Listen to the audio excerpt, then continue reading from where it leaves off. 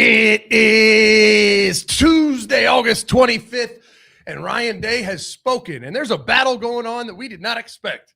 Luke Fahey. Who the hell is Luke Fahey? I never heard of him.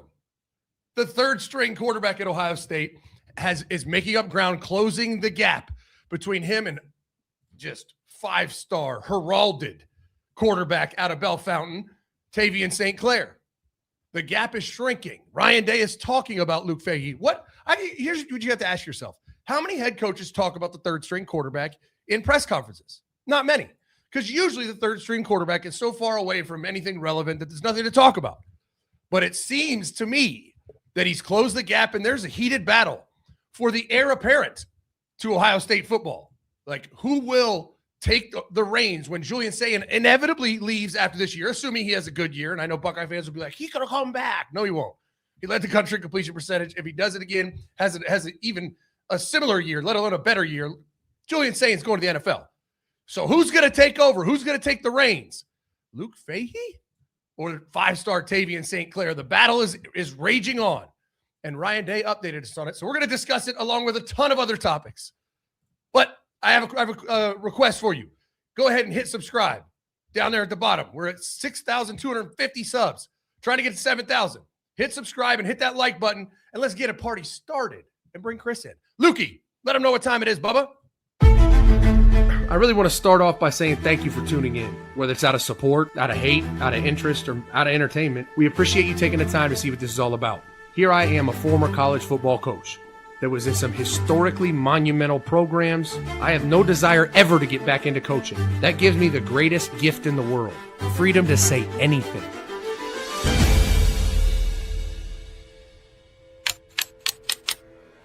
It is.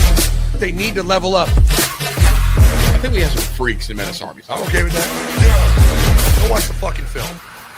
But I appreciate you for riding with us, Menace Army. Menace out. Menace Army! Let's get to the show! Let's get to the show. Okay, so recently we've seen a trend with Ryan Day bringing up Luke Fahey over and over and over again. And honestly, this is surprising to me because I have, and I still do, have Tavien St. Clair pegged as the heir apparent to Julian Sayin for a couple reasons. One, I know he's known Ryan Day for a long time. Two, he has all the physical traits and tools that you would like. And three, it seems like he's got the right head on his shoulders. And it was kind of like the opposite above the shoulders as like Bryce Underwood, who I've linked them to at the hip forever. So should I be looking at this Luke Fahey thing as like, okay, like you're going to be a challenger for Tavien St. Clair next year? Or should I be looking at this as, oh, okay, maybe he's made up ground and we need to fire up Tavien St. Clair? I mean, I think both can be true, right? I think he's definitely closed the gap. Ryan wouldn't say that if he hasn't, right? And I think that speaks to a couple of things, right? Everyone has the same ingredients to make a meal, right? You have the same time if you're with your teammate, right? Same strength coach, same nutritionist, same position coach. Like everyone has the same ingredients. It's a matter of who takes advantage of it the most, and talent comes into it. And so I think right now what is all but undeniable is that Luke Fahey took advantage of all the ingredients he has more so than Tavien St. Clair did this offseason. Now, it could be argued that maybe because he's a year behind Tavien, his learning curve was a little bit steeper because he was so new, but they took him for a reason. I mean, you're talking about a three-star out of California who was the 38th best quarterback in the country. And most people would tell you, and I know I talked to Billy Fessler about his group when we were at 7-on-7, and he told me about this kid. And I was like, oh, I don't even know who that is. And he was telling me, he said he would have been a much bigger recruit if he wasn't 5'11". Like he's just not a prototypical size of a big-time quarterback. And I mean, I watched his highlights, high school highlights before the show. He's kind of an electric playmaker, kind of one of those ballers. And so that's where I'm like, he's maybe an inch or two shorter than Julian Sayin. Maybe what's Julian, like 6'1"? Yeah, like he's Julian is supposedly 6'1", 6'1.5". Luke Fahey's got a lot more runaround, but like doesn't run around to like run for yards. Runs around to like create for like downfield. And that honestly, you know what it is, dog? Because he's got some of that runaround, he probably moves the offense at times when the defense plays well because of his willingness to like scramble and continue to look downfield and make these receivers cover for longer. Yeah, no doubt. And like he's outside the box. He has the outside the box that you are begging for Julian Sayin to have. Right. To me, this is like you're married to a smoke show brunette, and then a bombshell blonde walks in. It's like, it's the meme, dude. That looks it's so like fun. When the guy turns around looking at the other girl. Right. Yeah. It's like, that looks so fun. So he's polar opposite of Julian Sayin is moral of the story. And I don't get me wrong. I think the most likely situation here is Ryan Day's trying to light a fire under Tavien St. Clair. Mm-hmm. Because everyone I talked to in the spring said those top two quarterbacks were solid, but everyone else was terrible. Now, that was his first spring, right? He should have been a high school senior, so I give him a pass. But it could absolutely just be motivation for Tavien St. Clair. And we also know for the most part, because I know Ryan Day has talked about like Luke Fahey's doing a lot of the things that kind of catch Tavien. We also know the caliber of defense each are facing is different. Like we know that Tavien St. Clair, at least at the first half of camp, was facing better defenses than Luke Fahey. Yeah. I don't know. Can you name the three deep at corners, Zach? Probably not. No, and the thing about it is this kid is, don't get me wrong, when they do 3s-on-3s, like one, they don't do it in practice. 3s don't get reps in practice like that. He would get reps with the 2s. And then every now and then they'll do like a 3 scrimmage after practice where it's truly 3s-on-3s. But his quality reps in practice most days are with the 2s. So it's not like, and don't get me wrong, there might be a third corner running with the 2s. And I don't know who that is at all. But it's definitely different tests where Tavien St. Clair gets some reps with the 1s. He's getting reps with the 2s and 3s. It's like, all right, this is a different test. One's an AP biology test. The other one's intro to biology. But it's of note, right? Because if he was just terrible, still terrible. Let's say he was terrible in the spring, because I don't think he was very good in the spring. If he's gotten better, that's at least guaranteed. He's gotten better. He's improved, because Ryan Day might be trying to throw him a nugget, motivate him in the media, and also light a fire under Tavien St. Clair. I'm not saying that the gap is fully closed, but he's at least made up some ground, and that could be from being awful to being decent. It doesn't mean he's good. And it's going to be interesting to see how it plays out. I mean, like you said, Tavien's going to be QB2 in my opinion, but he's not saying it for no reason. Right. And especially like if you look at the history, and I guess to maybe play devil's advocate to what I was just saying about like, this is obviously like a motivation tactic. We've never heard Ryan Day take this approach with motivation tactics. Like he has never like pushed the quarterback 2 battle. No, it's never. Just something he hasn't done. Like, I mean, dude, Julian Sayin was the 3rd string quarterback battling for 3rd string with Lincoln Keenholz behind Devin Brown. And like Devin Brown, who I obviously love, like we all knew he wasn't going to be a part of the future. It's like Ryan Day does really just kind of set his quarterback 2 and leaves it. Yeah, he does. So the fact that he's brought it up now 3 press conferences in a row, my eyebrows are raised a little bit. But again, I am team TSC. Like TSC reminds me of the first quarterback I've ever loved so deeply. Like to me, Justin Fields is the quarterback that I've loved ever so deeply. Like, like deeply, like deep and skill set wise, it's all. I mean, it's a perfect comp, right? Skill set wise, that's what he's like now. Baseball player, similar temperament. He's not the athlete that Justin was, but like you trust that the kid has like a good head on his shoulders. Yeah. It's like I look at you and I just want to see Justin so bad. So I think I'm going to be extra heartbroken if he loses the quarterback 2 job. Yeah. I mean, because I don't look at Luke Fahey and like, and here's the thing. With his upside and ceiling, even if let's say Luke Fahey is the second best option right now, Tavien just regressed. He hasn't done well in training camp, and Luke Fahey's killing it. Even he may be the next best quarterback. And if God forbid, knock on wood, something happens to Julian Sayin, they might go to Luke Fahey. But at least optically, because of Tavien's ceiling, he's getting named QB2, even if it's bullshit.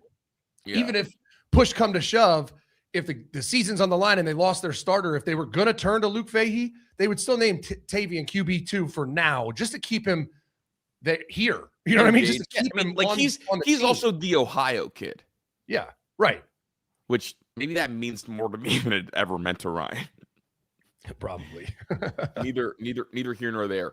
What do you think, I guess, out of curiosity, like what do you think it will take for Luke Fahey to actually overcome the size? Like, what is that? Because we haven't really seen Ryan Day go to here. Luke Fahey is so not NFL prototype. He would be the first so not NFL prototype that Ryan Day's ever started if he ever beats out TSC. I mean, say what you want about Justin Fields. He had the modern NFL prototype. I'm really athletic. My deep ball's fantastic. And, I was thought to be a good processor. For Julian Sayin, I've got NFL ball placement. Like, I can do that. I mean, even for Will Howard, who was not really an NFL prospect, what did he have? He had NFL size. Luke Fahey is the rare case that Ryan Day's taken that has no NFL size, doesn't have NFL play style, and yet he is the one that's piquing a Ryan Day interest. Which is interesting, right? Mm-hmm. It's interesting. I mean, there you go. You'll like this. He's closer to Gunnar Stockton than he is to like Tavien St. Clair, Julian Sayin in terms of like Sunday ability. Yeah, absolutely. I agree. I mean, he's Tate Martell 2.0, and I don't want to give him that stigma, but like stylistically, he doesn't fit Ryan Day. Tate Martell was also one of the great high school football players. Like I know that we didn't think he could play college football, but I thought he could. You didn't think he could, but like I'm talking about like he was one of the great high school players. Luke Fahey just is one of those kids that maybe not at Ohio State, but he's a kid in recruiting that you take a shot on, right? Mm-hmm. Not a top prospect because he's an inch or two too short, but he's electric. He's a baller, makes plays, 3-sport athlete in high school playing basketball and lacrosse. Like he's the athlete that you take a chance on. Like he's the project kid that might work out. You know what I mean? Zach, did you ever like go see a prospect's like height or whatever? And then like you just want to go meet the parents to see how tall they are. Because like what if Ryan Day liked this kid's tape and went and saw him, the dad was like 6'4", and he's like, oh, late like bloomer, he might still grow. Yeah, so you're either still gonna grow or your mom cheated on your dad. one of the two is the option. No, I don't want to put that on Luke Fahey at all. I'm sure like Luke Fahey's parents are faithful, and if they're divorced, I'm sure they're great co-parents. But it's like if I was a coach, if I'm going to take a project kid, I need to see the parents, the uncles, all of them. I need to see your family history, and don't get me wrong. It's rare that a kid grows in college, but it happens. It has happened. Mm-hmm. I mean, shit, it has to happen with how young these kids. Because how old do you grow to? I remember Ben Simmons grew 2 inches once he hit the NBA. Yeah, I mean, everyone's different. I grew. Mm-hmm. I was 6'1" my senior year. I grew an inch in college, but most people. Okay. I mean, some people. Like one of my best friends peaked in 8th grade. He was like 5'8" in 8th grade, and he was like a stud running back, and he never grew another inch. Ended up being a wrestler. Dude, my senior bomb-ass wrestler though, really good wrestler. My senior year of high school, I was 5'7", so I grew in college. Oh, you grew an inch in college, huh? No, don't do that. I grew like 3 or 4 inches in my time in college. Chris is 5'8", if you didn't know. Dude, I'll never forget, bro. We were in that space back in the day. Me, Zach, and Big Homie. And Big Homie said I was 5'5". Then the fucking Zach repeated it in the chat. Just thought I was 5'5" forever. Which honestly is great. It leads to Zach's, under promise, over deliver. Because then we would do live shows and everyone would be like, "You're taller than I thought you were. You're taller than we still get that every time." Yeah. What else do you want to hit from on the Ohio State side? Because I've got a ton, dog. I've got a ton. Whatever. I mean, Ryan Day's press conference was great. I thought he was hilarious when he said he's not. I'm not happy with anything. I'm pissed off about everybody. Let's play this clip about. Seemed pretty happy with things. I can't. Maybe I'll hear it when they ask the question. I don't know who asked this question, but it's a great question because Ryan's been super positive. All these media availabilities, and so he was like, I want to say it was Biddle, but it might not have been. Just like, you seem pretty happy with everything. And Ryan smirked like, shit, have I been really positive? That's not good. Here's Ryan Day. On the sound of what you said, you seem pretty happy with almost everything. Is there anything? I'm not happy with anything. Okay, well, don't you put those words in my mouth. Happy. Well, you haven't complained about this position group or that position group. There's no blaming, complaining, or defending in this program, so I'm not going to do that. How happy are you with the progress, and what are your concerns? I'm not happy about it at all. Let me change my total tune if that's what you got out of this. I'm pissed off about everybody. I think we're working. I think we have a monster schedule, And I think that, we have 51 new guys. So there's a lot of unknown. And so we know, what's coming here. And there's going to be storms along the way. But, I think our guys have the right attitude. I think we have a chance to be a smart team, but we're going to have to be a disciplined team. And the first step to being a championship team is to not beat yourself. We've talked about this before. And so we have to make sure we're doing that. I will say this, in the scrimmage, there were too many penalties. And that's discipline. And so we cannot beat ourselves early in the season. So we are going to be, all over that part of it. There's a lot of areas that we got to improve in fast. But there's also a lot of things that I've seen that are encouraging. So that's been good, but we're nowhere near where we need to be. I think that's an accurate depiction of what he thinks, right?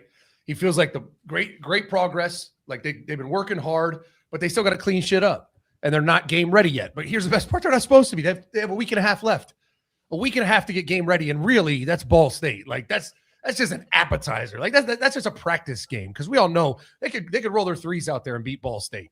So they really have 2.5 weeks to shine this shit up, tighten the bolts, like get all the finer details down, clean up the messiness. That's what you try to do now. You've developed your team. You've developed all your schemes, your players, the starting units, and now it's time to tighten shit up. Like clean up the penalties, clean up ball security, make sure we're locked and loaded, man. The finer details of football, we got to tighten that shit up so we're game ready to go. Win a playoff game, right? The Texas game on paper is a playoff game. Hey, we're about to beat the dog shit out of Texas. That son of a bitch is too comfortable. He knows something. There's something that he feels really good about. And 2 parts. A, post-national championship, Ryan Day is super comfortable in his own skin. The second part is he realized he's been really happy about things and kind of had to change his tune because he's been really fucking excited with how they've looked on offense and defense. And he knows that these other bitch-ass coaches, Steve Sarkisian, James Franklin with the widow's peak, they are learning how to play tic-tac-toe, not even checkers yet. And my coordinators are both NFL coordinators, and we're playing 7-dimensional chess. We are putting belt to fucking ass against Texas at Texas. That's what that was. Zach, he realized, oh my God, I have been too positive because I look at practice and I look around and we are fucking elite. 12-0, don't give a fuck about the schedule, number 1 seed, wire to wire, number 1 overall, dude. That's it. The smirk. No, we are fucking, look, we might not win the Big Ten. Big Ten's a really tough conference, but that Ryan Day knows that he is about to beat piss out of Steve Sarkisian. You didn't get that off the vibes? You didn't get that? No, not at all. Look, he's over here like, yeah, I've been happy because I know that Steve Sarkisian and them have turnover-worthy practices. The defense sucks. Arch sucks. Cam Coleman's catching bad passes, but they're still bad passes that are hospital balls. Ryan Wingo can't catch a football, and the offensive line over there is dinged up. We are on that ass week 2.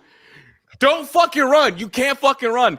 In fact, Texas could take every single NFL player back and we're still on that ass. Don't run. Everything's bigger in Texas, including this ass whooping on me. On me, everything's bigger in Texas, including this ass whooping. He knows, Zach. He knows. He fucking knows. It's the wind horse. What does he know? I think there is a level of confidence he has right now. I feel like they've shored up their offensive line. I think Ian Moore's done a great job, and it's made everyone feel good about the momentum and direction of the offensive line, which was everyone's concern, right? Ryan Day didn't feel great about the Texas game because the last 2 games he coached in, the offensive line got their dick kicked in. And the only way he has a level of confidence for you to have a belt on your fucking shoulder is if he feels great about the offensive line. Because Texas D-line is legit. It was, but they got their shit planted a year ago. Philip Daniels was talking shit. I'm telling you, dude, he knows. He knows. Bet the over. Bet the over on Ohio State Everything. Points, like team total. The over on points, and Ohio State's doing it by themselves. Alone. What's the over-under? It's 47.5. Bet the over. We got 50 in the tank ready for him. I'm telling you, this is going to be the Oregon game over again. I really think that like Sark is making a very big mistake trusting Muschamp the way he is. And also, like, just on a serious note, when is Sark going to learn? When do we see these teams take off? It's when the head coach gives up play calling duties. Yeah, that's a fact. Like Sark refusing to let go of play calling duties and people talking about like Archer's still trying to get comfortable with the offense.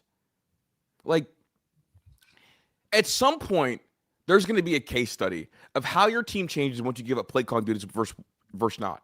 Since I've been covering a sport, Zach, no coach that's called their own plays has won a national title. No one. And they asked him to a year I'm trying ago. to think if anyone ever has.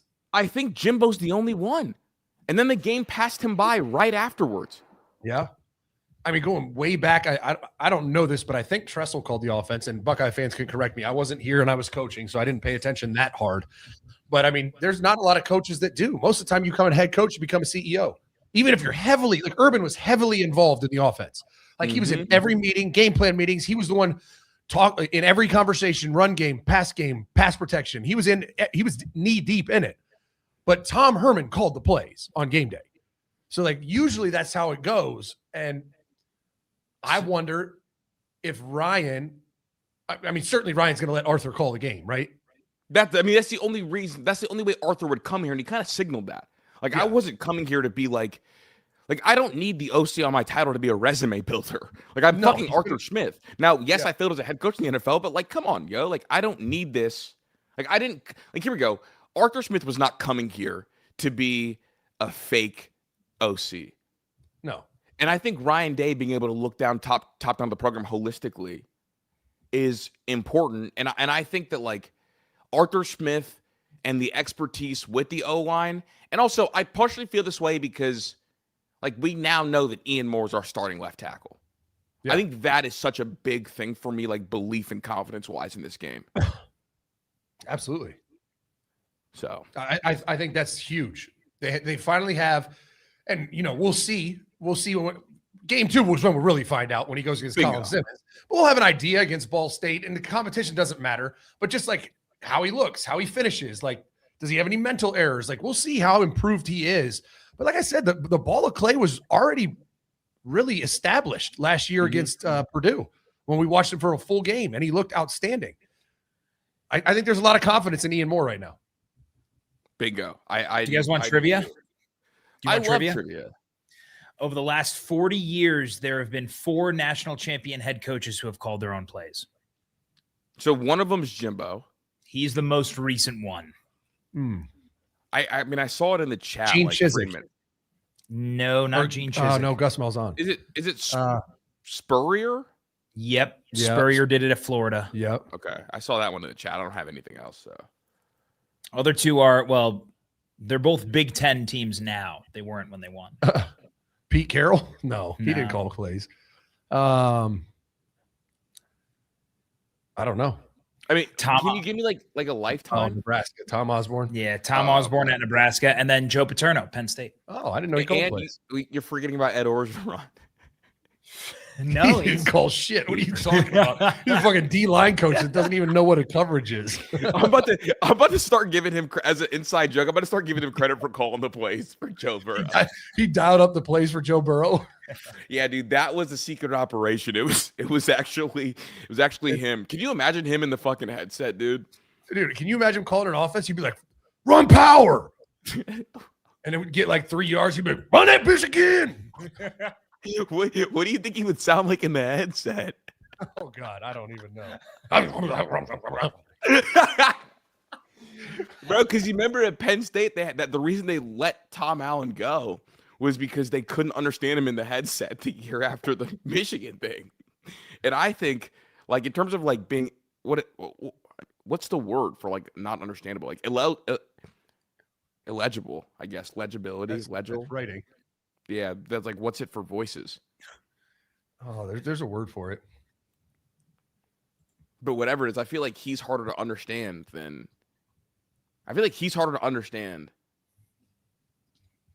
Tom Allen was. Yeah, maybe. I mean, definitely. Unintelligible. Yeah, I was going to say intelligible or clear are the two terms you use when talking about how well people are understood. spoken. Unintelligible or incoherent. I like unintelligible, I think. Yeah. Me too. Unintelligible. Inaudible. Yeah. The Tom Allen garble. We do have a video about offense, which is my only, like, not quite yellow flag, but like a little iffy flag for me. And I want your take on what is an efficient offense to Zach Smith. So go ahead and play this whenever, Pat. Yeah, it's here. Is this the Austin Searveld? No. Oh, maybe I didn't put it in there. Never mind. If it's not, I have it's the, like I have the one on. I it's think the it's attack mode Searveld. offense. We can get to that one later. Don't even worry about it. Yeah, let me grab that. Do you want me to play the Searveld one now? Because I thought this was. You can play the Searveld one because people were telling me I need to pause for what I said yesterday. Right. We try to identify, in the matchup games, what it's going to look like. And I think we've seen that Austin can play tackle. We think that, he's probably an NFL guard who can play tackle as well, probably a swing player. And so, putting him at left tackle and then throwing Josh or Gabe in there is a good solution as well. So that's why we're kind of going back and forth. But when you look at Luke, Carson, and Austin inside right there, that's a lot of beef in there. And, so it certainly has given us a lot of reason to like that. As long as the tackle play is really good, which so far it has been. So we like what we see there, and we'll keep working on it. And then, when they all work together, there's a certain level of chemistry. They all worked together last week, and they're going to continue to work together this week and see how that plays out. And, we'll keep evaluating, but I think that has momentum right now. He knew what he was doing. He even smiled right there. Right. That was was that not a devious smile, Zach? It was. He said there's a lot of beef in there and then made sure does he not seem happier right now? He does. Like 941 pounds. That's how much you have between guard to guard. Oh, 941 pounds. that's a lot of weight in there. He's not lying. That's a lot of beef in there. Right? Luke Montgomery sitting at 313, Austin Searveld at 327, and Carson Hinsman at 301. Yeah. That's a beefy interior O-line. So it's a lot of beef in there. A lot of beef on the inside. That's what we got. And we're about to be fucking teams. So it makes sense. It makes sense. Don't run. Oh Lord. Here's that. You want me to play that video for the offense? Yeah, it's about offensive efficiency. I want Zach to give me what efficiency means for him on offense. Mm-hmm. I think when you look at the year before, it was the same thing, Right. And that was good enough. I think Will's completion percentage in the playoffs in those 4 games was over 80%. Right. But overall efficiency is what's most important. Now, we always have to look back and say how can we do things better, and we can't be stubborn about it. So, are there ways that we think that we can do things better on offense? Absolutely. And so we have to make sure that we're utilizing those at the right moment. But nothing replaces efficiency, and we have to do what we think is going to do what's best to win the game at the time. But we also have to make sure that we're looking at what went wrong in those last 2 games, in particular the last one, to make sure that when we get back there this year, we're ready to win. I mean, I agree with part of what he said, but disagree entirely with another thing he said, because it is about efficiency for sure. And Ohio State was 13th in the country yards per play. And efficiency comes from like how many yards do you gain on average when you run a play, and then turnovers, and then third down, right? Like, do you turn the ball over? If you do, you're an extremely inefficient offense. Mm-hmm. Do you get a decent amount of yards every time you run a play? If you do, you're an efficient offense. When it's third down, do you move the chains and stay on the field? And that's where I think they did those 3 things the last year and the year before. But where he misses me is you can't just be efficient. Yeah. You also have to be explosive. You have to be efficient and explosive. To hoist the gold trophy, you have to be both. And Ohio State was 58th in the country in big plays last year. I mean, they had Jeremiah Smith, the best player in college football, and a top 5 pick opposite him with the most efficient and accurate quarterback in the country. And they finished 58th in the country in plays over 20 yards. 58th. The NBA went through this a little bit with like, how are we going to like define efficiency? and a lot of it had to do with like times and like what kind of shots are you taking? Because like in old school sports, it's like the higher percentages means you're being more efficient. But like the other side of it is like if I have 2 3-and-outs and then the third drive I score in 2 plays, that is more efficient than like scoring 9 points in 2 drives and wasting 20 plays, because it's like it's like the points per play metric. Points I per think it's going to drive. be more. Points per play. No, well, yeah, points per drive metric is going to be, I think, the one that people lean into, because like it's like with NBA threes. It's like if James Harden had a day where he went fucking 2 for 7 but finished with 15 points, people were like, "Oh, that's a really inefficient day." And it's like, how? He got to the free throw line, he made the 2 threes, and like, yeah, he missed a lot, but like his points per shot looks really good as compared to like the guy who hits 2 layups and doesn't go to the free throw line. So I use that comparison because I think like there's going to be times, Zach, where it's not going to show up on an official like efficiency chart, where you just take a deep shot to Jeremiah Smith because it's a 50-50 ball, and in all likelihood it's a 75-25 ball, because you're either going to get a PI or a deep completion. Yeah. So I would like to see the efficiency go away from like, oh, higher percentage of passes completed. I don't care about that. I want how quickly are you scoring? Because if I have 2 3-and-outs and then the third drive I score in 2 or 3 plays, and that gives me an extra drive or 2 at the end of the game where I can go quick play or big shot, I believe that is more efficient than, hey, look, this drive was an 8-minute drive that took 13 plays and we scored a touchdown. Because the super not efficient thing, which has its place in the sport, but the super not efficient thing is, 11 plays and only 3 points. Because you're wasting so much time with the new clock rules. Yeah, no question. I mean, but you're giving your defense a break, but absolutely. Efficiency is great, but that's to my point. Like we did a study every year, and it never failed. The best offenses in the country, the most elite offenses in the country, all on scoring drives, usually there's one big play, a gain of 20 plus or more. It's really hard to march down the field and score a touchdown, getting 4 to 5 yards every play. At some point, you got to get an explosive to get some momentum rolling to then kind of mow them down and go score. And Ohio State was, whatever I said, 58th in the country and plays over 20 yards. You know what's kind of funny, though, to kind of, I guess, push back on your point. Ohio State's offense last year was number 1 in the nation in offensive points per drive on long starting field positions. So they were efficient. Right. Then maybe I want to lean into like more like points per play rather than points per drive. Okay. I mean, just think about this. Ohio State had the best player in college football, right or right? Right. I like that. Right or right. That's sick. He was 25th in the country at catches over 20 yards. 25th? The best player in college football. Well, and like we established that like Bryce Underwood had more deep shots. Yeah. They just did. My point is, it's not they couldn't do it. They just didn't do it. I mean, we already identified the nastiest stat in college football, that Bryce Underwood attempted 5 more deep balls than Julian Sayin last year. They're like, what? Well, and I think it's because like they viewed efficiency as like a high completion percentage. Yeah.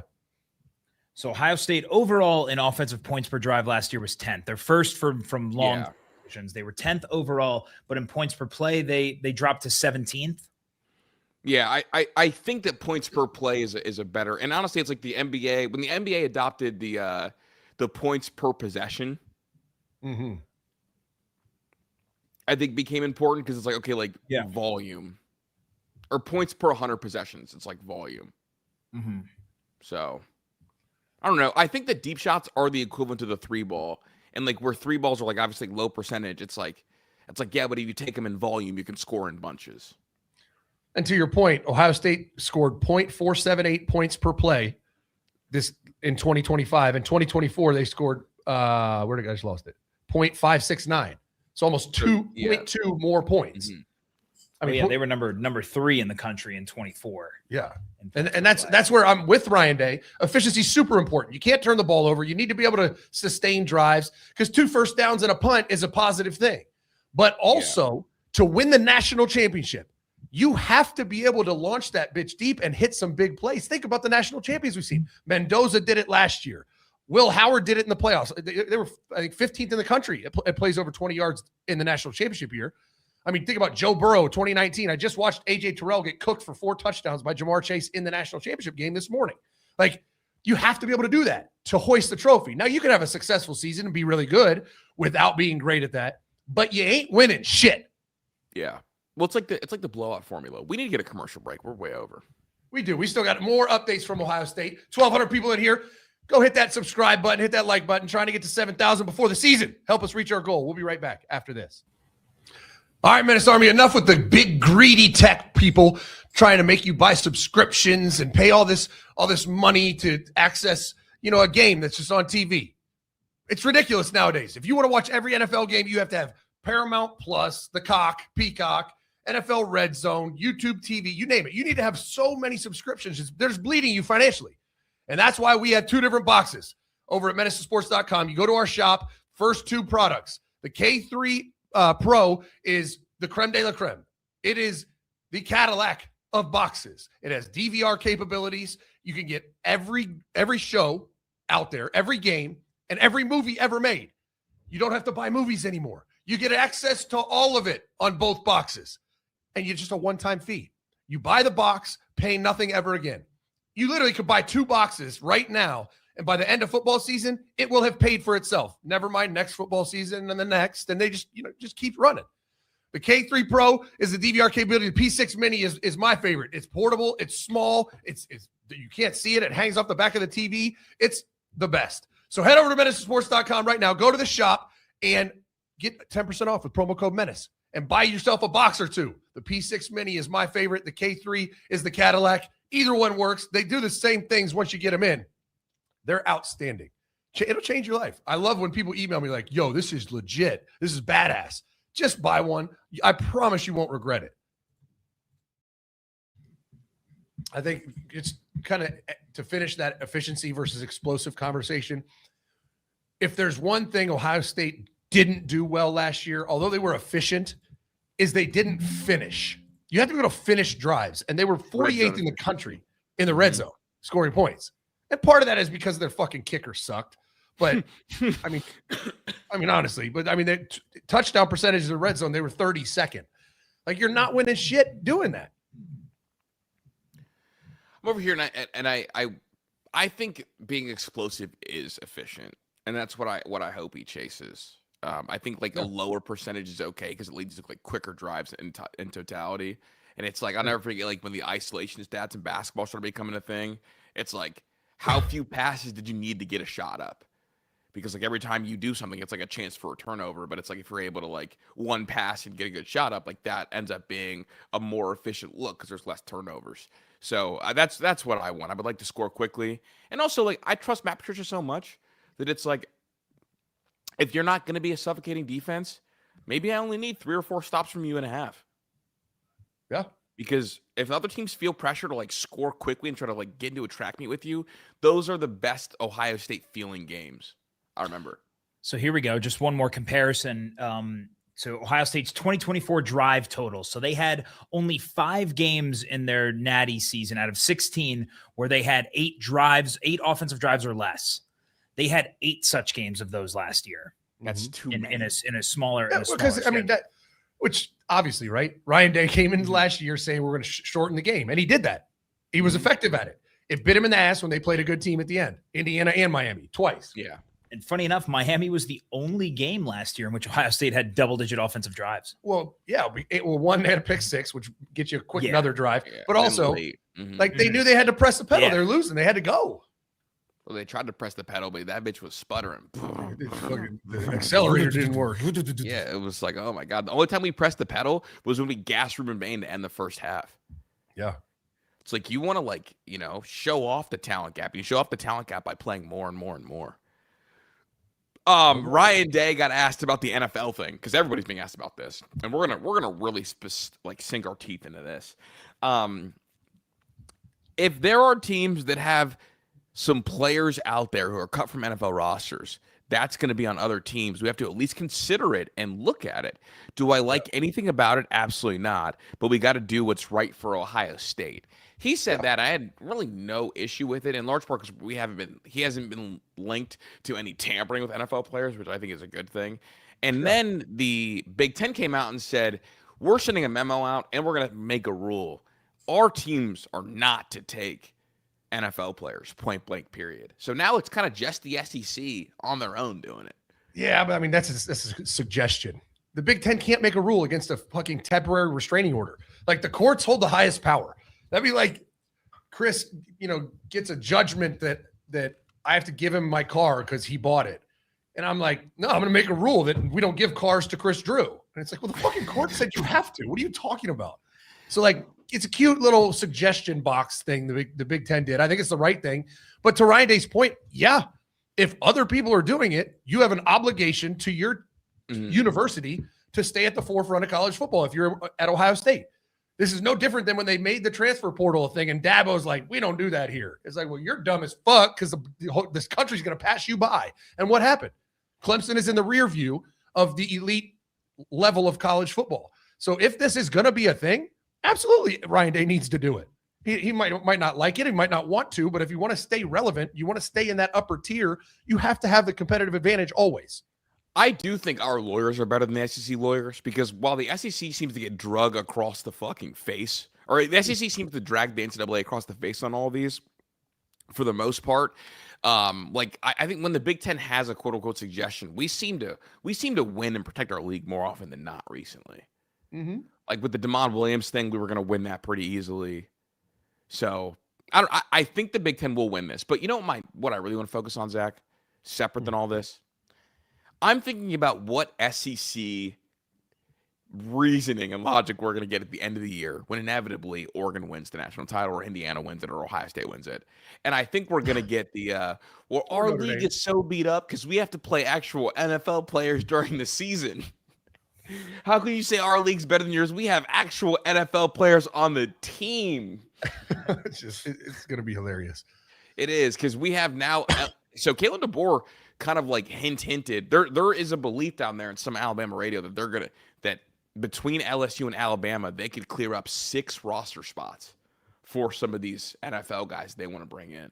Insane. That's which insane. Is fucking crazy. Crazy. And then I don't know if there's the Xavier Harris kid.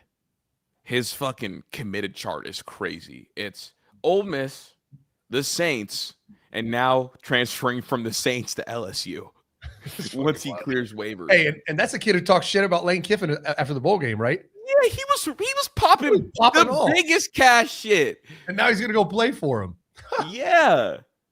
Wow. He said afterwards, after the bowl season, it was nice having Pete Golding because they got to see, quote unquote, how a real coach is supposed to be.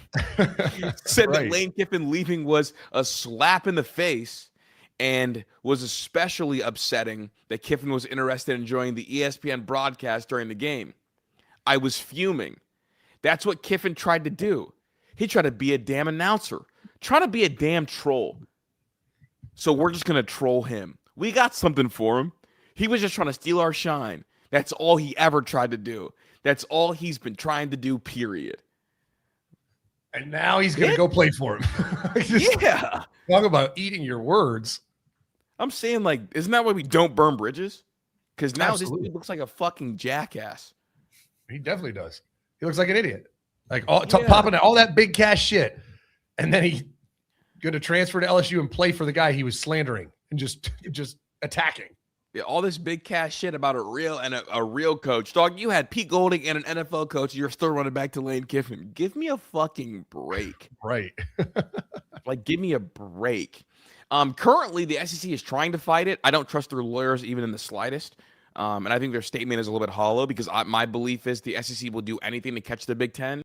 And I think that it's like they're paper tigering, saying we don't like this, but they're going to allow it because they could cut it off because they're technically breaking SEC rules by transferring interconference at this time. Yeah. It's crazy because we're literally about to play football. I'm like, fuck, what, Saturday? Nothing about it. Yeah, week 0 is this weekend. Nothing about this makes any sense. Like, all these rules, but it ultimately shows the NCAA's ass, right? These courts can make decisions.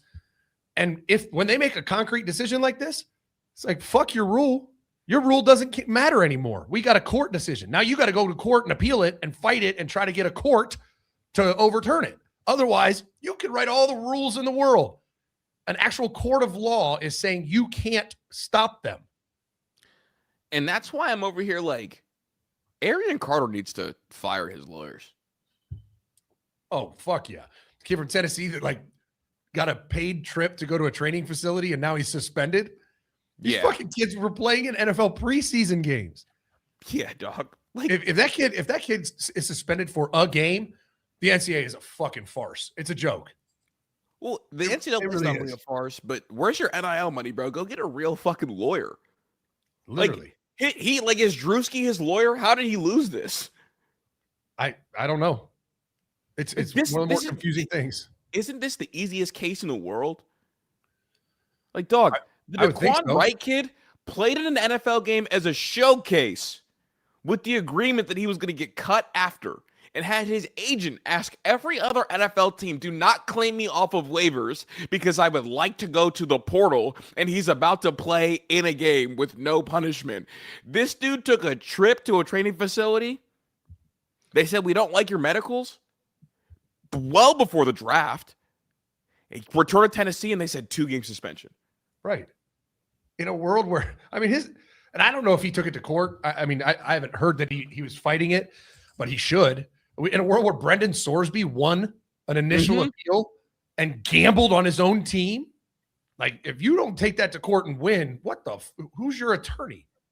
Literally, bro. Drewski's his attorney, and I'm glad you brought up Sorsby because Texas Tech, bro, they fucking hate Will Hammond, bro. I swear they hate Will Hammond. Joey McGuire yesterday. It's amazing that there are going to be people playing this year, and they're going to be suspended for X amount of games, but Brendan Sorsby is going to have to sit out. He will not let it go. He's still doing tricks on Sorsby's dick. It's just amazing. I can't understand a college football coach who has that take, other than he's butthurt because his team's not going to be as good because they got a fucking bum at quarterback. Like, dude, Brendan Sorsby gambled on football, and more specifically his own team. That's one of the most highly illegal things you could do for the sanctity of the game. That's highly illegal. Of course he can't play. What the fuck are we talking about? Like, with all due respect, we don't give a fuck what you think about moral compass, Joey McGuire, but every time you open your mouth, it's about another quarterback not named Will Hammond. Right. And I'm over here like, dog, like Will Hammond, like I honestly, and this is going to sound fucked up, I feel bad for Will Hammond. I think Will Hammond is in an abusive relationship with his coach. This is the equivalent of the guy that hates his wife. Yeah, he's the second husband after a divorce. And all his wife talks about is how, like, talks about her ex-husband all the time. Like, it's like, dude, let it go. Like, can we not talk about him? And also, the first husband did a heinous crime. He went to go meet up with a 6th grader, but he didn't know she was in the 6th grade. And so he got locked up. That's where they got a divorce. And she's like defending him to the current husband. It's like, do you hate me that much? Literally. Like, dog. I hope he comes out and is just a fucking hooper, baller. They don't deserve that. I hope. No, they don't. But he should hoop for somebody else. Yeah, I hope he goes to UCLA next year and throws for 4,000 yards and wins the Heisman. Because for 2 reasons. But, like, they want Castellanos, and then they can't stop talking about this kid. Like, dog, like, look, we don't think that guys should be playing in the NFL and coming back. But that is still safer for the integrity of the game than somebody who placed tens of thousands of bets. Oh, yeah. Including on his team, on player unders. Is that not the most hater-ass shit ever? On his teammates to not have success. Yes. You just want to get on the field. No, fuck that. Look, bro, he bet on his boys under and then went and stepped on his feet with cleats to make sure he couldn't rush for yards. Wild times. All right, we need to get a commercial break. And then we got more stuff to talk about. So starting quarterbacks being named. And then also at the end, your super chats. So get your super chats in. You drive the last segment. After our next commercial break, it's all you. So Super chat us up. What do you want to talk about? We'll be right back after this. It's here. The film room week is here. We're doing one breakdown every day. That's our goal, at least. Life hits you fast, but we're going to do, I'm doing Julian Sayin today. We've already broken down, I mean, you name it, CJ Carr, Dante Moore, Arch Manning was the latest one, which is an eye-opener. It's the best breakdown we did all since the season ended, since the national championship game. It was last week. It's outstanding. We're going to do Julian Sayin. We're trying to break down all the quarterbacks, national quarterbacks, and then we're going to go to Darian Mensah. We did Josh Hoover. We've done pretty much every big-name quarterback. It's all 22 film, so not TV copy. You can see everything. I got a telestrator, former college football coach, so I might know one thing. Maybe not a lot of things, but I might know one thing. And I sit there and break down the film. What he should have done, what he didn't do, why something happened. I'll break down a coverage. Just go through the film, and I teach you and coach you like you're one of my players. And I keep it very elementary. I don't talk over you. I don't use big words that no one knows what it means. It is an educational experience. If you're a college football junkie, it's something you have to check out. With season approaching, we got week 0 this weekend. What are we, 2 weeks away? 2 weeks away from the Buckeyes taking the field. And then we break down games once that happens. So we're doing these preseason breakdowns to try to get everyone up to speed on what's coming. And it's fun. You got to love football, though. Go over to menacesports.com right now. It's the Colonel tier. And for a limited time only, the promo code Colonel100. I think there's like 20 spots left. You can get $100 off the full year. So you just pay once, and you get the entire year of content for $100 off. There's only 20 left, so go lock it in. menacesports.com. Julian Sayin is coming out today because my film got deleted again, but this one wasn't on me. I was ready to do it. I was in the studio, couldn't find it in Huddle. So we got it loaded up. Not going to happen again, I hope. I talked to my Huddle plug. So Julian Sayin is coming out today. The full breakdown of Julian Sayin. A couple of starting quarterback notes. Blaise Berlowitz has won the Vandy job that a lot of people thought was going to be in contention because Jared Curtis, 5-star all-everything. A lot of people wanted to start there.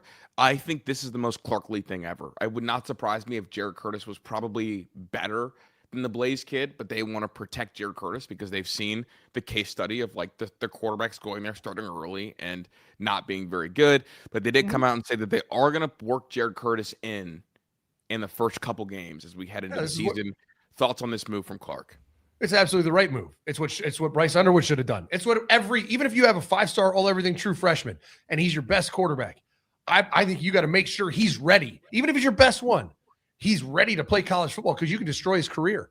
I mean, just the fragility of the quarterback position, unless he's just that much better. Like Dylan Raiola at Nebraska had to happen, right? Had to. I would imagine Jared Curtis, I would have thought this was one of those had to happen things, but apparently this Blaise Berlowitz, whoever the fuck he is, he's good enough to let Jared Curtis just kind of catch up. Like let the game slow down a little bit before he's the guy. How it should be. And you can also only do this if you're Clark and you did a really, really good job in recruiting to where you feel like you're not going to lose the 5-star all-everything kid after a year. And that's where I keep going with it. I think Nebraska, well, I don't think this. I know this, that Nebraska felt like they were going to lose Dylan Raiola if they played a quarterback over him to start. Yeah. Because you know who was supposed to go there and be the guy that Raiola sat behind for a year? Supposed to be Kyle McCord. Wow. Kyle McCord, they had everything lined up. It was supposed to be Kyle McCord and Julian Fleming lined up at Nebraska. And it would rumor has it was Battle of the Dads. Battle of the Dads. And two of my favorite dads. Yeah, two all-time dads. I mean, you look at Vanderbilt's schedule, though. Roll this senior out, start against Austin Peay and then Delaware, and you should handle business. And then Jared Curtis is going to get a ton of time in there. So he actually has some reps under his belt before he's your starter, if that's what they're doing. It reminds me a lot of Terrell Pryor. Todd Beckman went out game 1 as the starter, but they knew Terrell was going to take over. He was that much better than Todd Beckman. Todd Beckman was not a very good quarterback, and Terrell was a freak. Yeah, but they didn't roll him out as a starter game 1. They let him kind of get some reps, get a feel for it, and then take over when it was time to give him the reins. I mean, same with Braxton Miller, same with not Terrell Pryor, same with Trevor Lawrence. I mean, Kelly Bryant was the guy at Clemson. Yeah. And they just worked the backup in a lot. And I know J.J. McCarthy wasn't a true freshman, I don't think, when this happened, but like J.J. McCarthy and Cade McNamara in the redshirt year. It was like, and then when it's time to make the switch, we'll make the switch. So I'm really happy for Clark making having the really mature approach.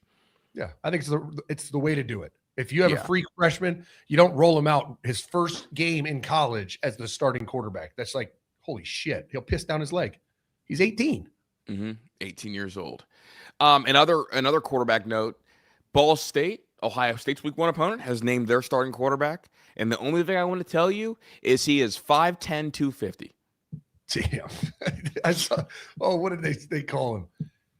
I don't know. Keldrick Luster. 5'10", 250. 5'10", That's a thick-ass boy. Thick-ass man, excuse me. They called him, Mike Bullock called him Beef Stroganoff. Beef Stroganoff. That's thick Vic.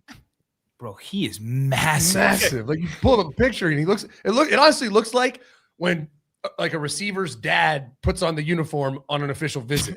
Like, kind of out of shape, older looking dude. Yeah, dude. Thick Vic, man. Getting the start. He was high school teammates with Riley Pettijohn. Oh, fuck yeah. That's sick. And what are they, 1 year apart? Yeah. Someone said their quarterback is built like Jerome Bettis. No, he is built like Jerome Bettis, man. I mean, just wild.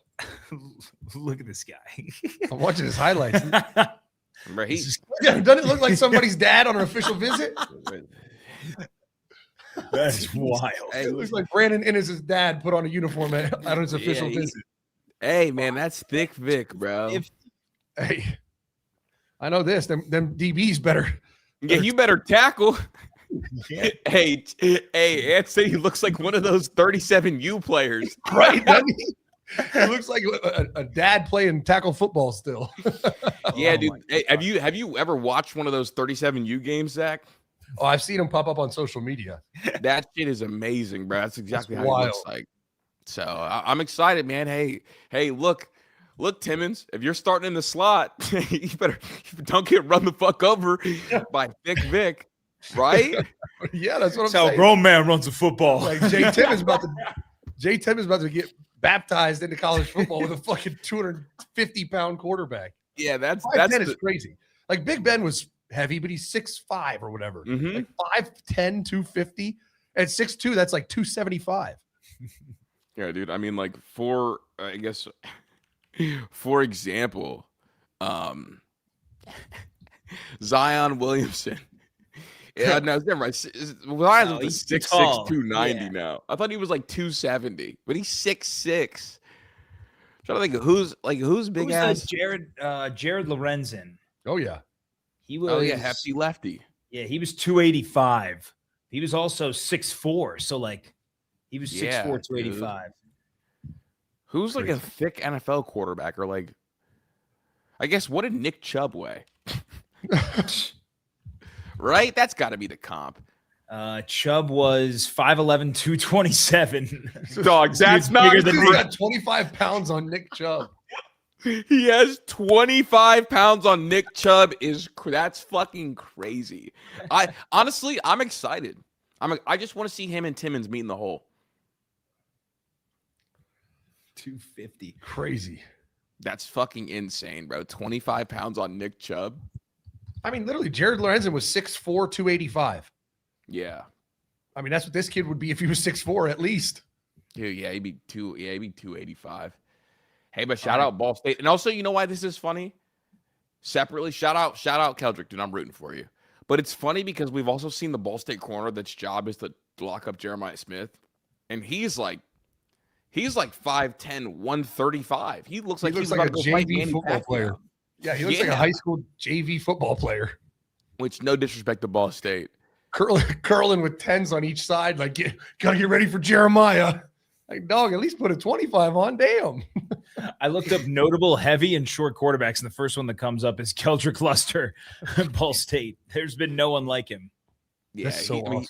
He's got a great build. But back to other quarterbacks who are going to start. Aiden Childs got named the Michigan State. Which we expected, right? The Northwestern quarterback.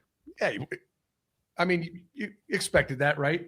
Yeah. Well, the only reason I put it in there is because I think that we've almost all forgot that Chip Kelly's calling plays out there. Yeah. Oh, yeah. So I'm excited. Chip Kelly with with this What a kid. wild world where Michigan State's quarterback transferred to Northwestern when Pat Fitzgerald got hired at Michigan State. Like, wait, Yeah. before you leave, you got to be like, hey, coach, you got any gear I could take? Like, I know you got some old Bingo. gear. Like, is he the player to be named later? Right.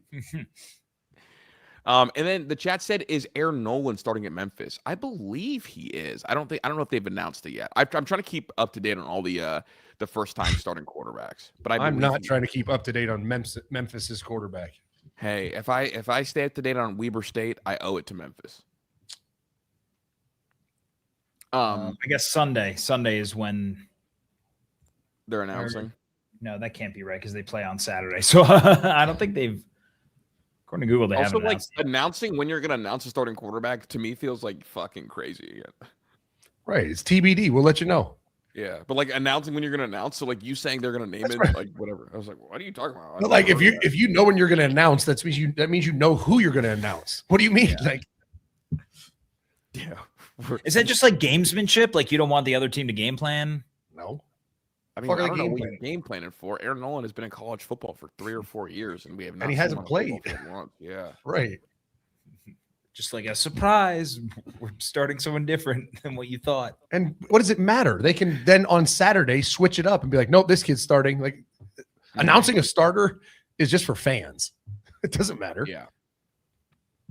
Let's get a commercial break, and then we got to come back with super chats, bro. This Jason dude is so mad at Pat, bro. I love that. I love it. Let's do that. Super chat's coming up. Get them in, and also hit subscribe. Trying to get to 7K before season. Help us out. Like the video. We'll be right back after this. Menace Army, don't fall behind. If you haven't noticed, Eli Lilly just sued 6 peptide companies for selling peptides. Why would a big pharma sue a peptide company? I don't know. Maybe because they're selling them for cheaper, they're less expensive, and they just work. And Eli Lilly doesn't like other people making money off of it. It is a must-do. I've been on them for a year and a half, over a year and a half now, and it's a game changer. Changed my entire life. I take Retatrutide, which is a triple agonist that is for energy, weight loss, gut health. It slows down your metabolism, and it gives you energy. It's the best thing I've ever taken. That's what I use for fat loss. I use the Clopeptide, which has got a couple different peptides in it. You can research it. Ask Grok. It's for weight healing and recovery. G8, the copper peptide is in there, so it's for your skin and hair growth and fingernails. Healthy. And then I take CJC 1595, which is for human growth hormone, because I'm 42. I'm not a young bucking 21-year-old anymore. And those 3 combined have changed my life. There's a bunch of different ones. You just got to ask Grok, what peptide, here's what I want to do. What peptides will help? And then go over to menacetofitness.co, promo code Menace to get 10% off.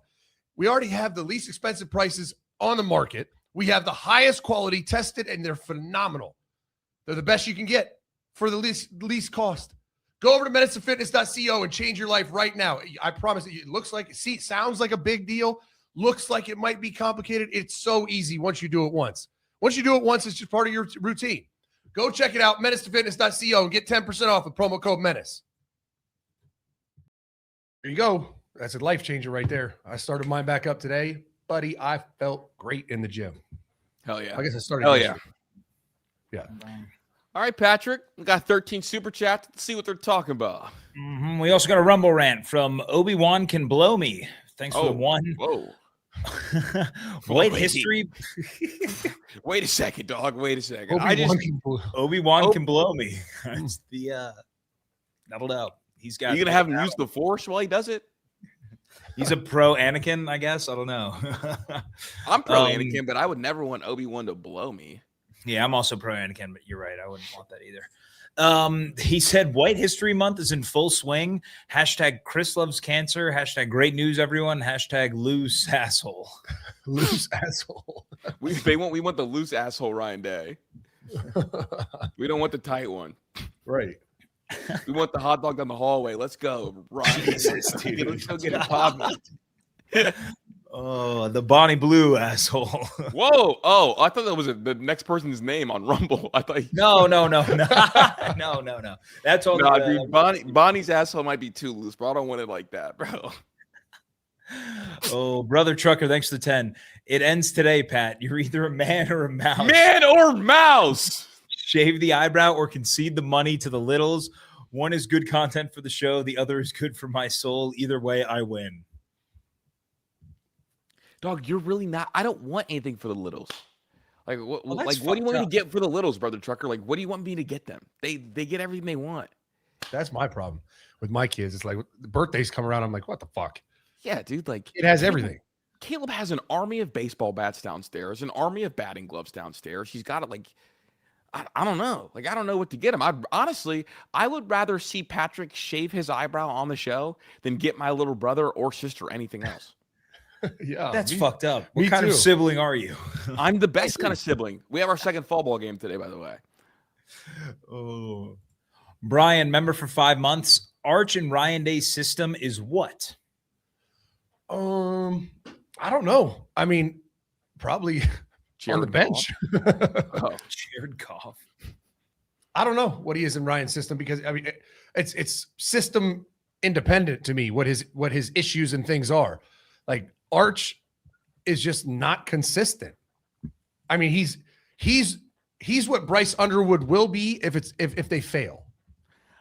I do think that, like, in terms of like quarterback fundamentals, I think Ryan could teach new age quarterback fundamentals to Arch at a pretty healthy clip. I say that, but Sark is a quarterback guy. I don't know. Yeah, he absolutely. Honestly, Billy Fessler's the difference maker. That's who it really is. Akron's greatest, Billy Fessler. Wiki, thanks for the 2. How many SEC teams can you get to 10 wins? 1. I don't know. Mud. It seems like a whole segment right there. Yeah, that's really like that's a 2-hour research project. But also, like, there's not that many teams that are capable, right? Yeah, I mean, like Georgia could do it, Alabama could do it, Oklahoma could do it. Like Georgia's got Oklahoma at home, at Alabama, at Ole Miss. Those are their 3 losable games. I mean, I think they win 2 of those 3, or one of those 3 at least, to get to 10 wins. So Georgia is the only SEC team with a win total, a Vegas win total line at 10.5. So they're the only one that Vegas sees as a lock, I guess, to 10. Then you have Texas. Their over-under is 9.5 with juice on the under.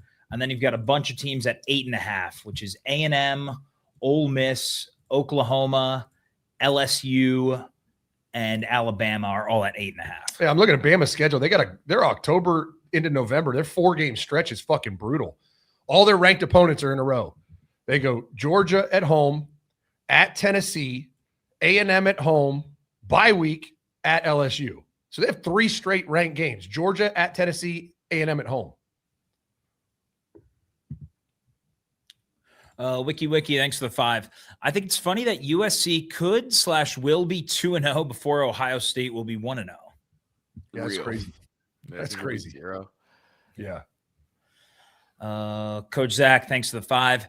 If Tavien isn't the guy, we have to have a real talk about losing out on Ryan Montgomery to Georgia, local kid whose brother already plays for us. Yeah. I agree. Love Rye, but Rye also has to prove he can be the guy too. Because if neither of them are guys, then it's like, okay. But if one is a guy and the other one's not, then yeah, let's have a real talk. I think Rye's a good player though. Mm-hmm. Man, LSU got the schedule gauntlet.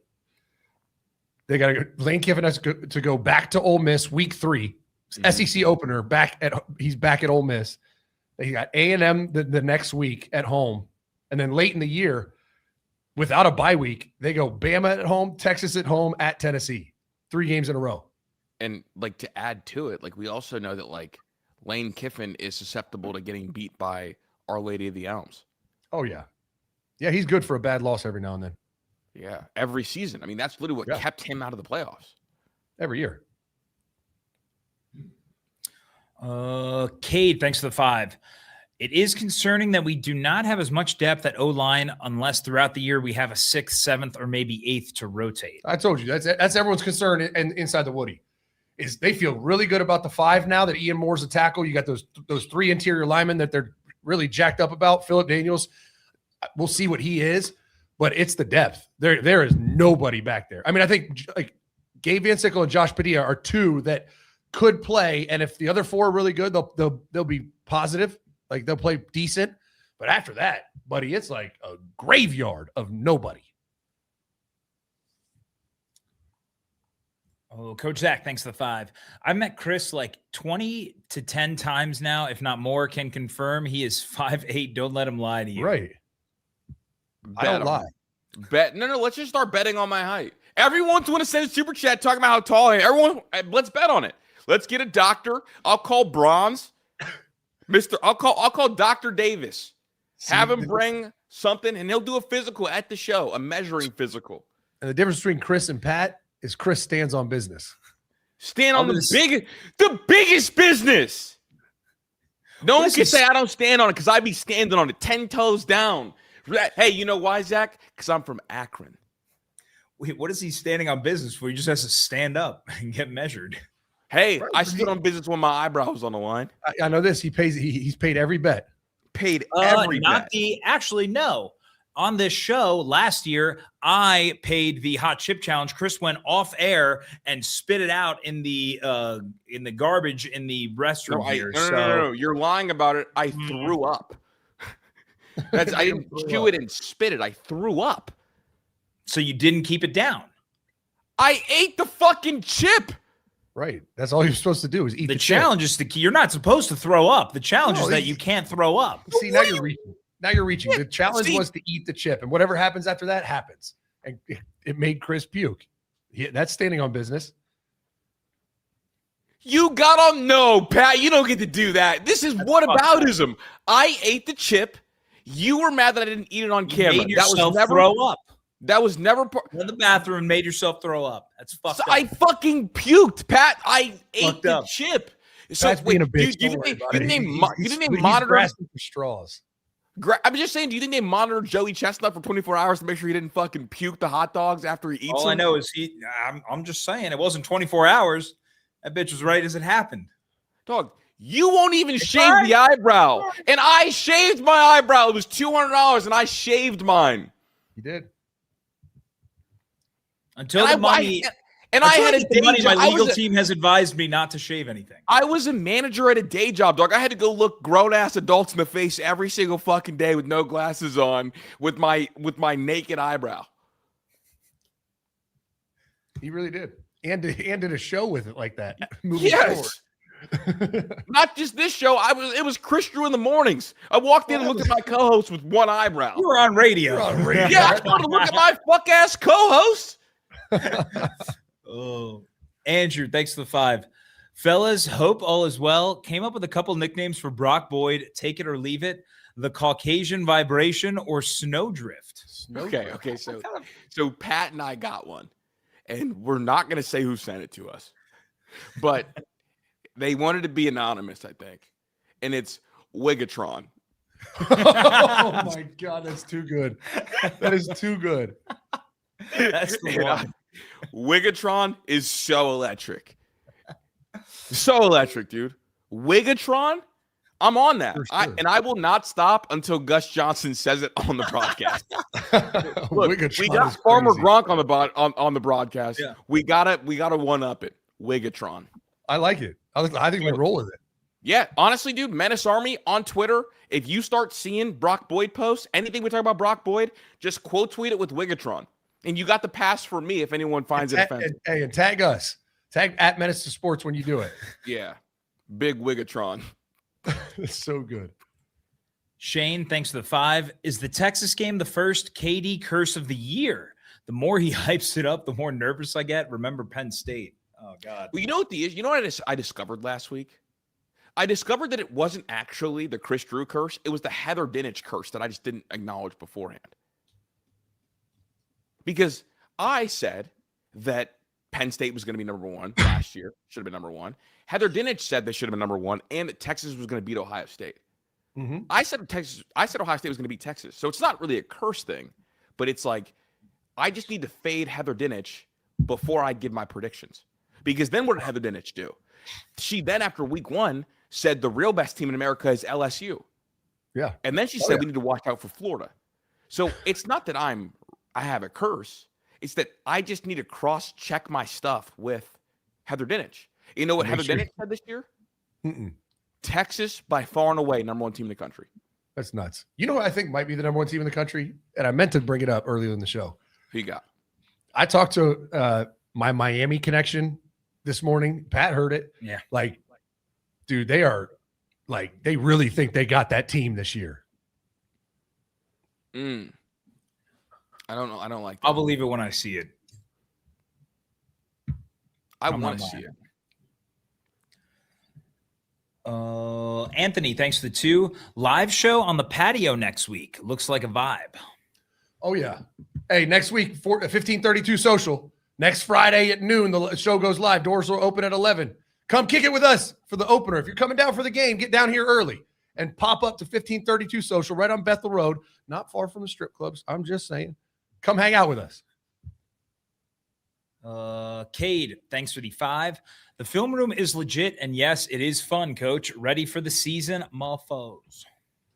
Hell got yeah, it football. We got football on Saturday, bro. It's so cool. I know. I appreciate it when people super chat it because I feel like I'm selling, like, I'm like being a salesman. And it's like, dude, this shit is like, people, you will love it. You'll see football like you've never seen it before. What is the best game on Saturday? I don't know. There's Who's USC play? Someone shitty? USC plays San Jose State.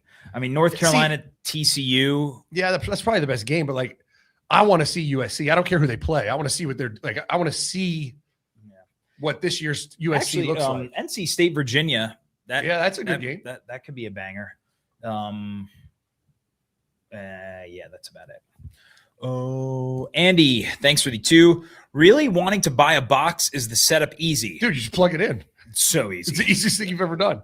There's You two. literally- There's 2 Wi-Fi. cords. You plug one into an outlet and then one into your TV and with the HDMI cable. And it's that literally, it's set up. Yeah. The only error people make is they like open the Netflix app thinking that they'll just have Netflix. You have to pay to use their app. You're going to use all the different heat and all whatever they're. Yeah. The first time I did that mistake, the first time I plugged it in, I'm like, God damn it, what the fuck? The Netflix doesn't work. I didn't realize like there's like Heat Live and Heat VOD. Yeah. You just look for VOD is what you look for when you have one. Yeah. Don't click on the Netflix because I've also made that mistake. Andy, thanks for the 2. What are your 2 least confident Ohio State games this year? I think Oregon and Indiana. Yeah. I mean, Indiana on the road is probably number 1. Oregon, 2. I'm going to say Indiana and USC. Time No. travel theory. No. Texas is more of a threat than USC for me. Not worried about. The only thing that scares me about Texas is the heat bubble. That's literally it, and that's like outside of Texas in totality. Like outside I trust Sark to fuck it up, though. I really do. Yeah, me too. Menace to sports. Thanks for the 5. Pat's a worm with a mustache, and we can we call Brock Bleach? Anime reference. Little Ichigo moment. I fuck with it. I like Bleach. It's great. I don't like it as much as I like Wigatron. That's the best one. Wigatron is Wigatron is just so egregious. It is, especially when you hear like that. People around him are like, man, I feel like we should remind him that he's not black. Yeah. And it's like longer than Brock, right? I like when Yeah. the nickname is longer than the actual name. Yeah. Brock Wigatron Boyd. Oh, Menace Midget, thanks to the 2. The Littles want Pat to shave his eyebrow. Yes, they Ooh. do. Dude, my boy Sam from New York can't believe that Pat's not going to shave it. Can't believe it. He was watching the show. I can't He either. tuned in for 30 I can't minutes. believe he baited Brother Trucker to send $400 in and won't pay up. Like that. That's wild. No. You know That who is what happened. remembering What it do you mean? all No. wrong. That is absolutely what happened. Remembering You it know who all that wrong. couldn't be, Zach? That couldn't be me. No. I would carry the guilt every day. Like this man spent his hard-earned money because Right. I said I would do something. And I It's- took the money and laughed at him. Technically, I haven't taken any money. He's not even showing any remorse for it. I haven't taken any money. Well, Are we you willing accepted to- his super chat and you didn't do what you said you would do. Are you willing to apologize to Brother Trucker? Yes. All right, we Formal? want an actual full apology. Like a. And we'll run that at the end of during our commercial break at some point in the near future. We'll run it at the end of every show. Just Pat's formal apology to Brother Trucker. You know, this is what we should do, Zach. You either shave the eyebrow or you let Zach and I write an apology that you have to read word for word. Oh, that's what we should do. Like that SNL skit. Yes. You have to read racist jokes for each other. That's my favorite fucking thing. Whoa. We have to do that. Chris, you and I are writing the apology. Pat has to read it. Yes. And then we'll talk to Brother Trucker about what to do with his $400. Yeah, that's what we're doing. Mm-hmm. If you have, we'll write a full if you lack a spine and the testicles to do what you said you would do, you are absolutely reading this apology on air. So you got to decide what's worth: me and Zach writing an apology when we are sick, or shaving the eyebrow. Whew, all right, this got real interesting. Silky, thanks for the 2. Is the Menace website down? I'm on it right now. It's up. People write this and it confuses me because I'm on it and it says we're live August 25th. It's got Mr. Luke Fahey on the down cover. when I uploaded the show this morning. Everything looks good to me. Sometimes, Silky, if you're a member, sometimes it will log you out and then you just have to log back in. I don't know if maybe that is an issue.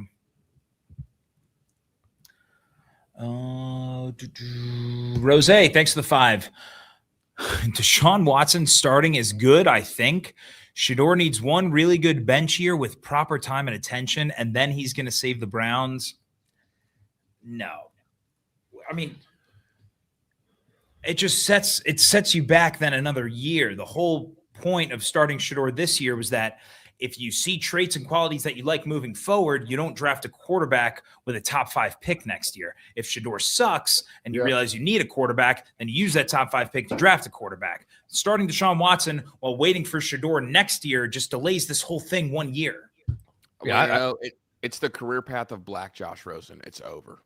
It's the most Cleveland thing to do. And Pat has his conspiracy theories on how it's a good thing, which I will not get behind because I think now that it's a good thing, I just think that this is what they're doing and I can maybe understand it. I still fucking hate it. I just hope he balls out and Pat has to become a fucking Deshaun Watson fan. I will do it. My whole thing is you can't be a shitty person and a shitty quarterback. If he is a good quarterback again, I won't boo. I know.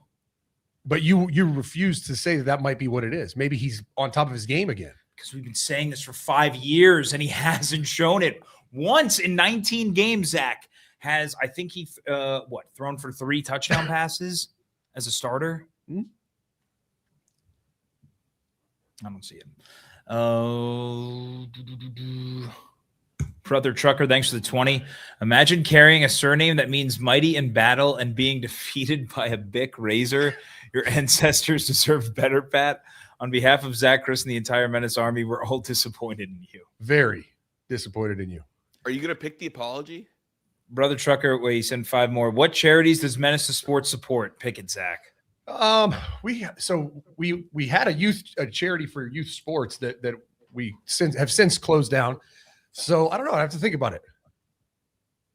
I mean, my grandfather's Alzheimer's research also has been shut down because there's no fundraisers for it. I'll let you know. Let me think about which one we should support. Rose, thanks for the 2. I love Kiffin, but who the fuck they got for this hype? I mean, he's just a polarizing figure with a lot of fans and was considered a big recruiting splash because he was the first coach during the season that was acting like he was a 5-star recruit. Going visit to visit. He literally was visiting other schools while being the head coach at Ole Miss. He was a recruit. And not only that, they got this hype because they went out and spent over $40 million on a roster and brought in 100 people for the transfer portal. So it's all right, if you're spending at the forefront of college football, you get the hype. No different than Texas Tech last year. Texas Tech had a lot of hype. Why? They spent a shitload of money on roster acquisition. So you're going to get hype because you're paying to have a better team. This is also for you, Zach. The NCAA just announced they have reduced Arian Carter's suspension from 2 games to 1. Oh, why is it even 1? Don't know. If you're going to admit you're wrong, just come out and just do it all the way. Hey, right. Our bad, Arian. You're good. Oh, Shane, thanks for the 2. How long does it take for an eyebrow to grow back? I don't know, Chris. How long did it take? Like a month? Mine took about like a month and a half. Yeah. C. Alexander, thanks for the 2. Is Julian Sayin film room a bourbon and ball? No, we're done with bourbon and balls. Now we're just doing film room. But I put it in the bourbon and ball category, which I should just combine them. It's all one thing. It's film study. Yeah. Whether we drink, whether it's live. But I wanted to keep it with the other quarterback ones that we did as bourbon and balls. So I'm putting it under bourbon and ball, but I'm recording them and putting them out afterwards. It's just I do better work when I'm not drinking bourbon, I've found out. And 2, I can get more done. And I would have had that one out yesterday, like easy peasy, if it was in the film system, but it got deleted. Menace Sports, thanks for the 5. Chef Boyd RD. I like it. There's just no race element to that. We need a white race element. Which is that is honestly the most difficult thing with this, because there has to be an element of race because of how wild it is that a white receiver is going to start at Ohio State. Yeah, for sure. Oh, Wiki, thanks for the 2. Why does Pat care when he wears glasses and a hat? That's what I said. Right. It's going to be even Like harder you're to not tell. even be able to notice most of the time with your attire. And every day that you put it off, a day that it could have been growing back. That's true. Yep. Blue Wolverine, thanks for the 5. As a fellow super chatter, I'm going to have to boycott until Pat is missing a brow. See, now Pat's fucking with the money. Now Pat's fucking with the company. Yeah. Now we have a And real that's problem. on our different. hands. That's a different territory. C. Alexander, thanks for the 2. Pat as angry about Watson as we are at him lying. Right. Oh, We can talk about what Deshaun did when you did this. which is worse? Not being a man of your word. I don't think there's anything worse than that. Dom B, thanks for the 10. Zach, if you would have fired Pat a year ago and hired Doreen, this wouldn't be happening right now. Hashtag fire Pat, fire Pat's dentist, fire Pat's barber, fire Pat's parents, fire the condom that broke. I agree with all those except his parents. His parents are cool. We like his parents. We don't necessarily like Pat, but we like his parents. They're really cool. Oh, love J _ thanks for the 2. Pat, your word is as solid as Mellows. If you know, you know. Damn. Woo. Honestly, everybody bring Bic razors to the live show Friday. Ooh, Next yeah. Friday. Or just clippers. Yeah, it's just something. Bring something to trim off. Dude, we could get Pat to do it at the live show. Yeah, we could get him to do it on camera. Mhm. Couple shots in. He'll do it. Maybe. There's a chance. Those are all the super chats that we've got. I love it. A nice little Tuesday show. We appreciate you. Go ahead and hit that subscribe button if you haven't yet. Hit that like button. We're trying to get to 7,000 subs. Help us out. We appreciate you, Menace Army. Menace